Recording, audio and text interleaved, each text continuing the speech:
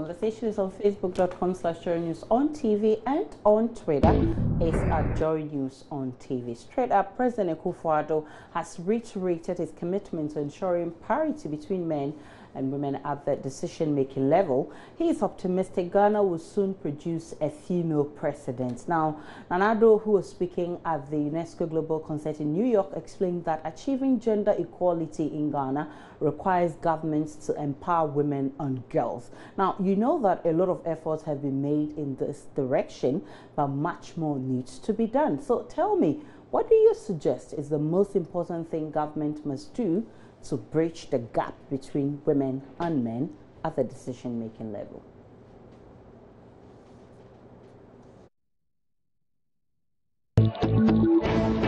I think it's high time he give positions, like positions given to men, like the CEO positions to women as well. And they should stop having the mentality that when they give the positions to the women, they are going to be so pompous and they'll be so arrogant to have control, to have so much control. But they should know that we think like the men do as well, and we can do like the stuff men do, because we have most women being CEOs and are doing exploits as compared to what men do. I think in bridging the gap, what we would need is women with a strong conviction.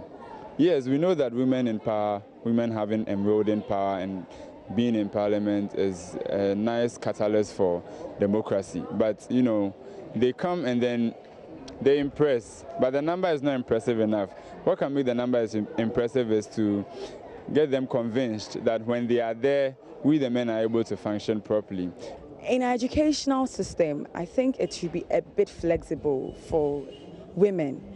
We have a lot of women who want to venture into different sectors, but they are not given the chance and the opportunity to do that. So I think it should be more flexible. They should come down, if it is the aggregate that you are using or the grades that they are using. We have the affirmative action, I know, yes, but I think sometimes in the educational level, it should be down to the ground so that we get more women to go to school. So we get more women to go to school and come and speak big English like the way she's doing. Let's check out what you've been posting on Facebook. Christopher Mensah says government should introduce free education for journalists in Ghana. Some at the moment are just comedians. They can't be used to bridge the gap. First things first. I don't know what you're talking about. By Jeremiah says institutions established to fight for the rights of the women and also to empower them should be well-resourced to do their work. More women should be appointed in high public offices to motivate others to take the challenge in leadership positions. And Adnan says, recognize that men and women are equal cognitively and socially. Like unionized groups, women should be encouraged to form groups or clubs where they will discuss issues affecting women and proposing workable solutions for government to incorporate into its plans and programs. I know I said a lot of nothing. And Judicious Drew Eric writes, I don't think any government can close this gap because this bridge was created by God when he was sharing responsibilities to each of them.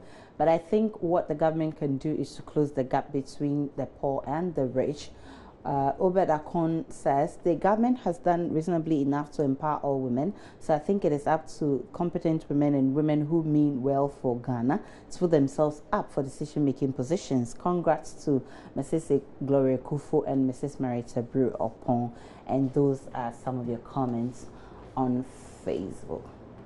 Also, let's check this out. Yeah, thank you. I'm very, very happy to win the man of the match this evening. And was it because of the crowd push? Yeah, we want to win the match for the country and the club here. You know that the president of CAF, Ahmad is here with his entire executive committee. Was it an extra motivation for you guys? Yeah, we motivate ourselves. Yeah, I can say that. So this is the video of local Black Stars player Stephen Sappho, who's being trolled on social media for being deficient in the English language. I mean, Stephen Sappho has been trending on social media for expressing himself poorly in English after he was adjudged man of the match and also won the Golden Boot Award in the 2017 WAFU Cup of Nations. Well, there have been suggestions that footballers should speak in their local dialects, even on international stages, to make it easier for them to express themselves. Do you agree? I don't think footballers should speak the local language on the international level. On the international level, it's a small community. You should speak a language everyone will understand.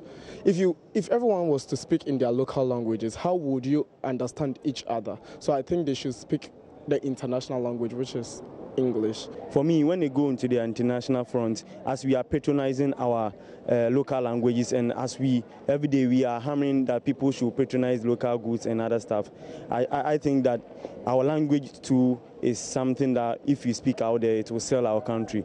Besides, if anyone wants to identify you per where you are from, or where you live, or the background you are coming from, your language also speaks. I don't think they should speak their local dialects. The reason being that on the international front, look at the number of people who speak English. English is a standard language, and you should see yourself as a footballer. You're going international. How can you go and speak your local dialect? It's a no-no.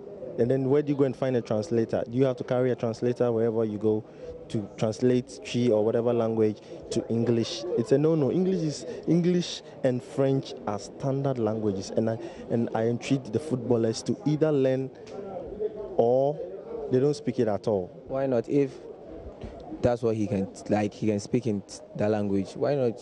Because I don't think football you need any certificate, any educational certificate to play football or something. So probably maybe the person is a school dropout, but he's very talented and he can play football, and he's very fluent in his local dialect.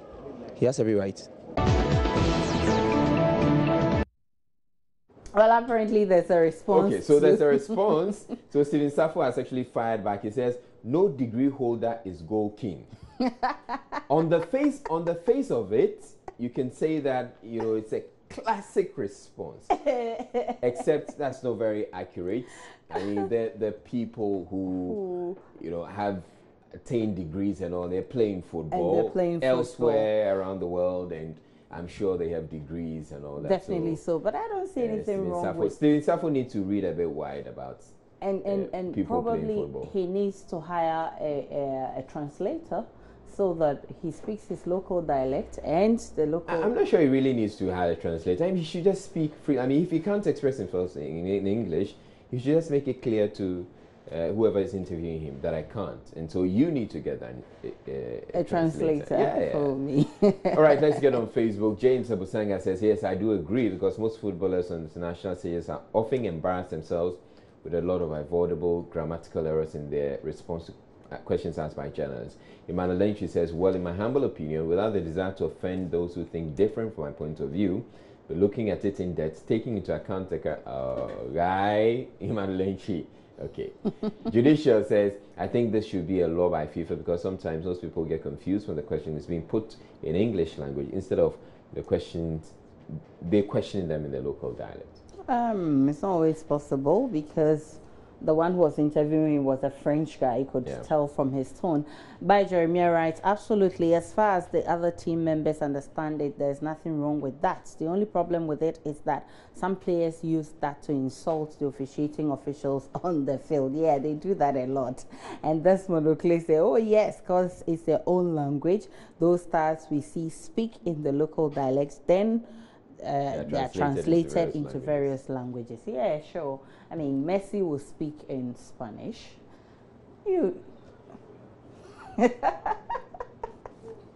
All right, and that's how we wrap up the interactive segment. We're unable to take the trending video because time's not our side. Have a great one.